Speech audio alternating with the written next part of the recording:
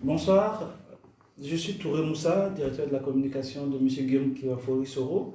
Je suis actuellement en Espagne, à Barcelone, au sein du cabinet d'El Castillo. Le cabinet d'El Castillo est situé au numéro 250 à la rue Aribao. M.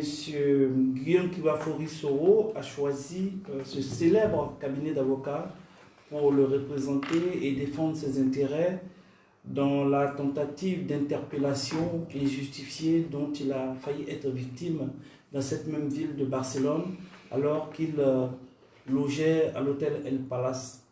Le cabinet d'El Castillo est un cabinet célèbre en droit pénal fondé par le très regretté Don Luis del Castillo Aragon, qui fut éminent professeur de droit pénal, qui fut fondateur de ce cabinet et surtout connu dans le monde entier comme premier président de la Cour pénale internationale à La Haye.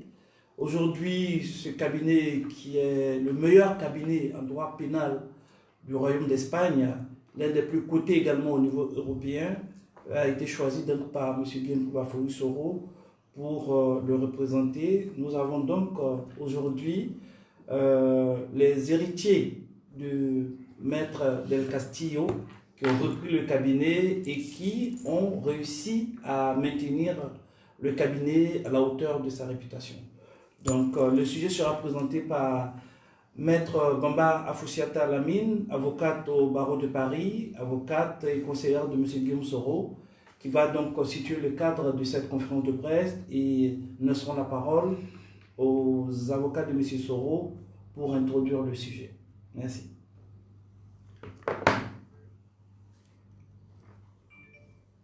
Bonjour, chers journalistes, mesdames et messieurs les journalistes, parce que cette conférence de presse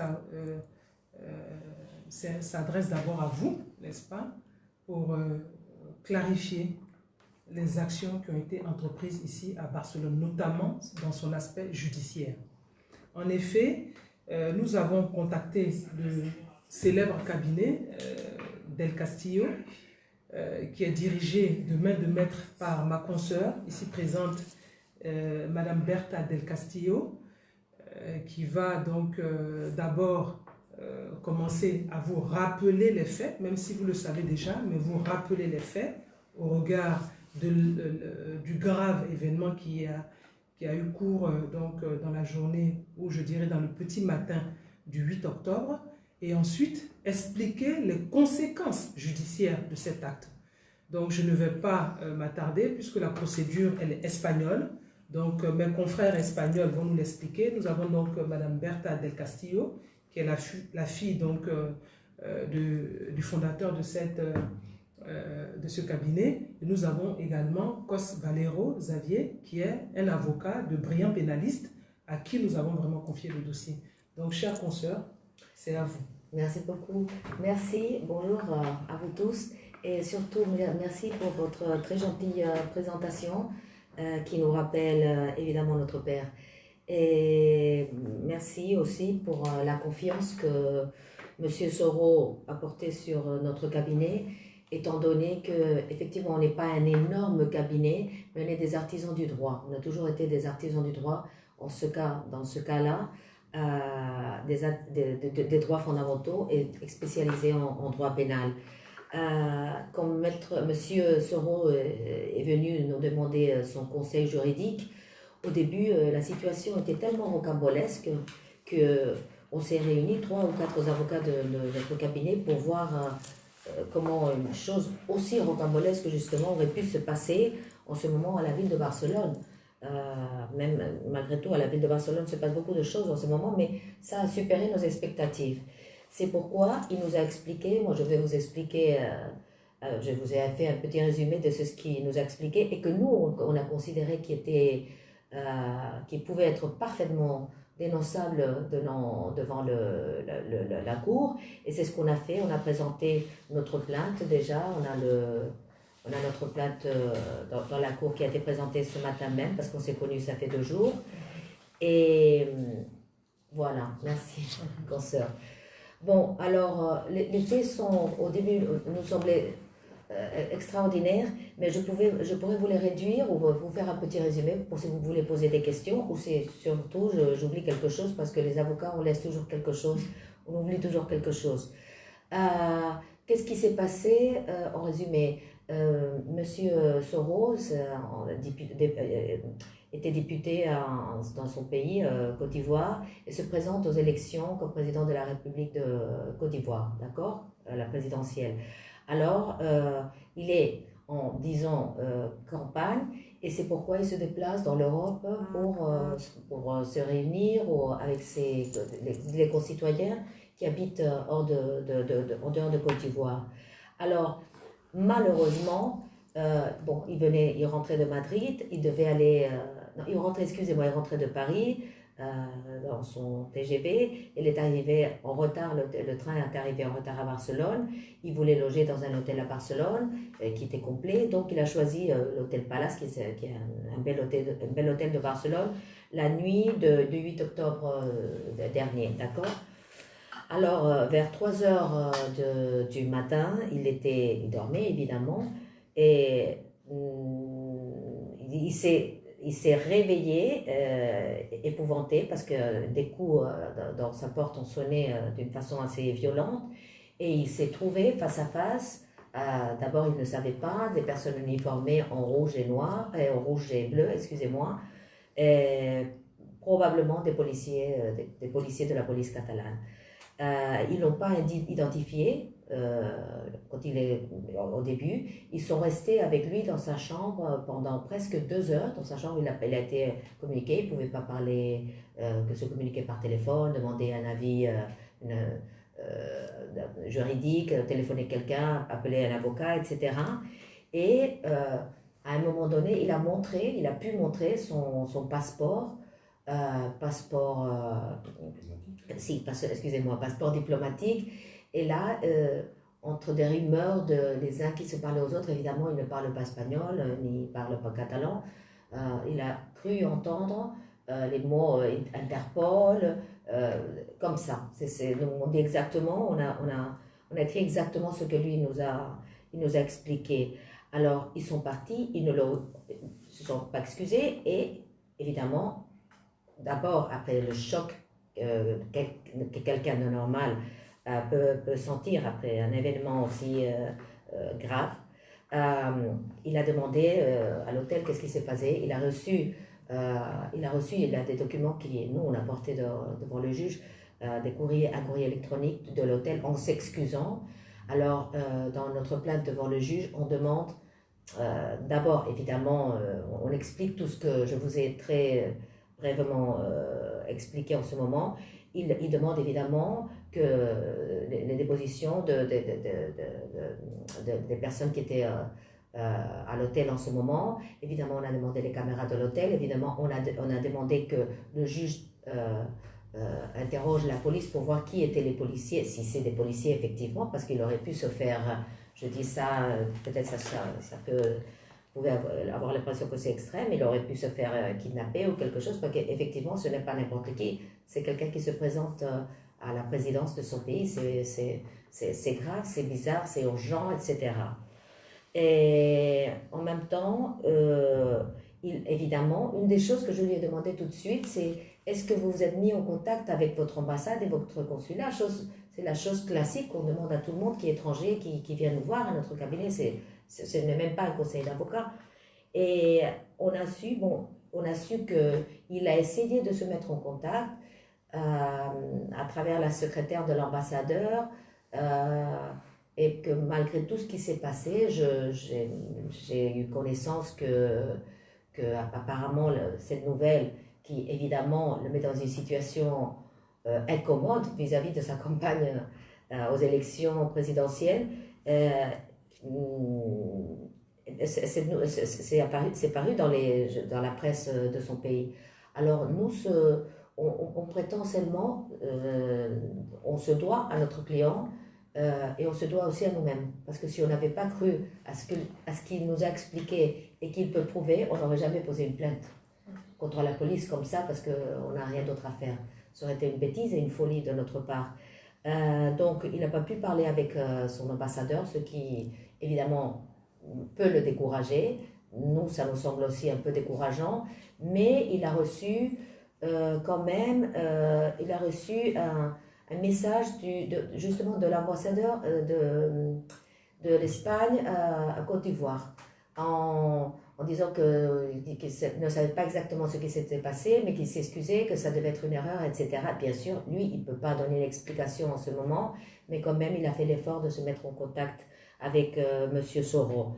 Donc, ça c'est important. C'est important pour lui parce qu'il veut arriver jusqu'au fond, que toute la vérité se sache.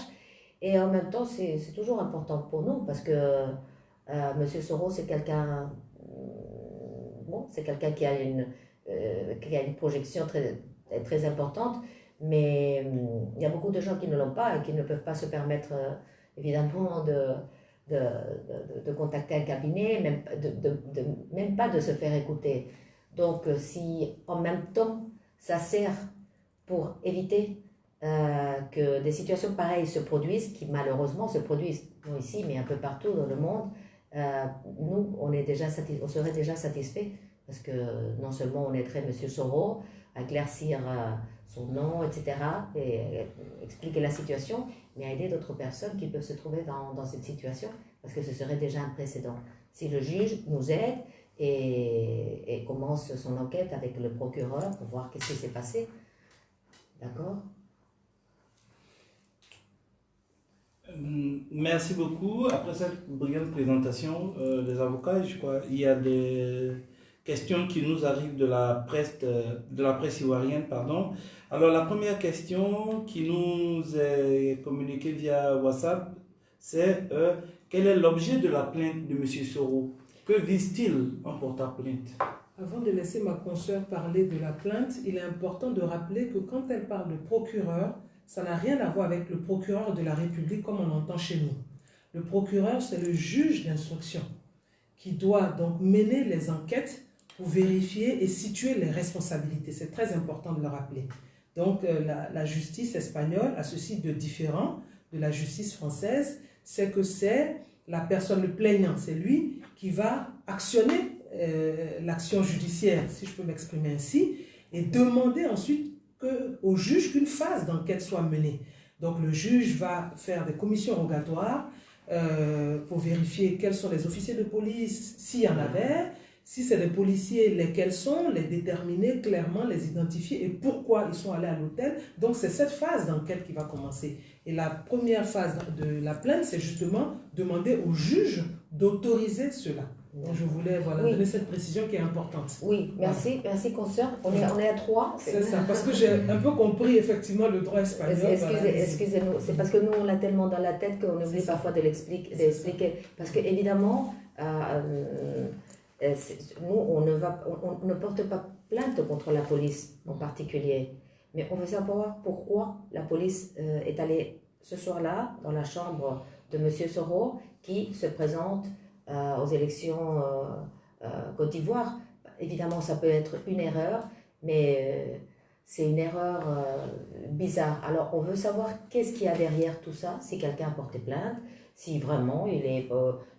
parce que s'il y a une plainte contre lui, il se serait fait arrêter s'il aurait commis un délit en Espagne, il serait arrêté, et après on aurait dit, bon, il est diplomate, etc. Mais la police ne serait pas partie de sa chambre aussi facilement. Bon, facilement, entre guillemets, parce qu'ils sont passés 2 heures là-bas, avec la pression que M. Soro a perçue.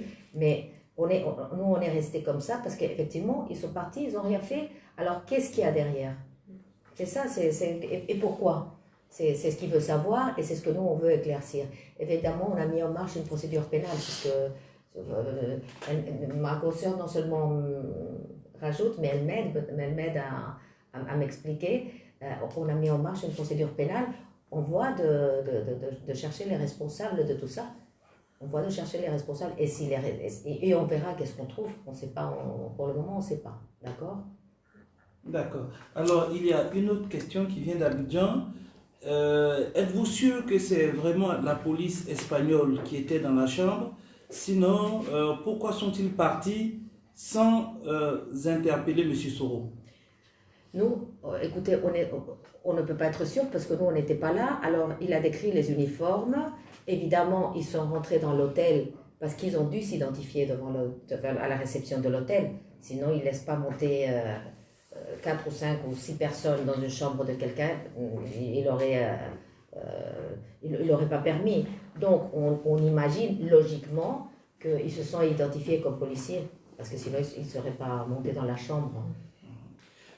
Une autre question, pourquoi M. Soro ne s'est-il pas adressé à son ambassade et a préféré appeler l'ambassadeur d'Espagne en Côte d'Ivoire? Non, il s'est adressé à son ambassade, seulement il n'a pas eu de réponse, il attend encore la réponse. Moi, ça, il a tout essayé, il a parlé avec l'ambassadeur d'Espagne, il a essayé de se mettre en contact avec son ambassadeur, logiquement. C'est la première chose que je lui ai demandé. Est-ce que vous avez parlé tout de suite avec votre ambassadeur, téléphoniquement?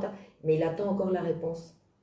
Donc, oui, une autre question. Pourquoi M. Soro ne porte-t-il pas plainte en Côte d'Ivoire? Parce que les faits se sont passés à Barcelone. D'accord. Il y a une question également ici. Me demande, vous, en tant qu'avocat de M. Soro, quelles sont les actions que vous entendez mener? Allez-vous vous contenter d'une phase d'explication ou comptez-vous aller au pénal pour demander des peines d'emprisonnement? Écoutez, si vraiment, bien sûr, la réponse, ce serait tout simplement oui à tout. Mais on part de la possibilité que ce soit une erreur très bizarre. Si ce n'est pas une erreur et, avec le juge, on voit qu'il y a quelque chose ou une conspiration ou quelque chose, on va aller jusqu'à la fin. Évidemment, si à la fin il y a un délit qui demande une peine de prison, effectivement, on va la demander sans aucun problème. D'accord. Une autre question, bon, je la pose. Pourquoi M. Guillaume Soro passe-t-il autant de temps en Espagne? Pourquoi ne rentre-t-il pas dans son pays où il est attendu parce qu'il est candidat maintenant? Parce que je réponds très brièvement sur ce que j'ai pu comprendre, parce que il y a une diaspora importante de citoyens de Côte d'Ivoire. Tu peux continuer. Oui, je continue. M. Soro est en train de faire des visites à la diaspora côte ivoirienne en Europe, aux diverses villes d'Europe, pour être près des concitoyens et de savoir les inquiétudes, les problèmes de l'immigration de Côte d'Ivoire en Europe, étant donné qu'il est candidat aux prochaines élections présidentielles de son pays. Et c'est logiquement qu'il se rapproche des citoyens de Côte d'Ivoire dans toute l'Europe, évidemment aussi ses concitoyens dans le pays même. Mais c'est ce moment de connaître les problèmes de l'immigration côte d'ivoirienne en Europe.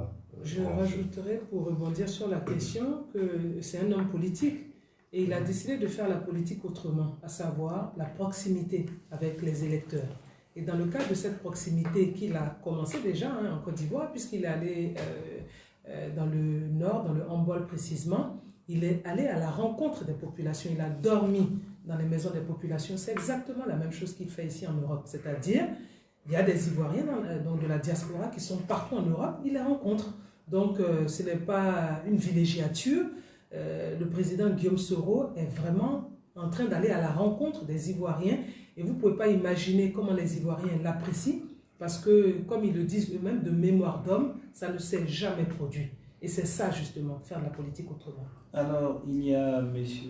Dimitri qui demande, à l'entrée de tous les grands hôtels, il y a des caméras. Oui. Allez-vous solliciter ces caméras? Oui, évidemment. Dans la page 4 de notre plainte, on demande au juge espagnol de demander des tas de choses. Entre ces choses, on a demandé le contenu des caméras de sécurité de l'hôtel. pour savoir non seulement ce qui s'est passé, mais quand c'est passé, une séquence chronologique des faits, pour pouvoir savoir exactement ce qui s'est produit et pouvoir encore comprendre qu'est-ce qui s'est passé ce soir, ce petit matin du jour 8 octobre de 2019. Alors, une autre question. Que dit les concierges de l'hôtel dans cette affaire? Et l'hôtel s'est excusé pour quelle faute? Oui, bien sûr. Non, l'hôtel s'est excusé. On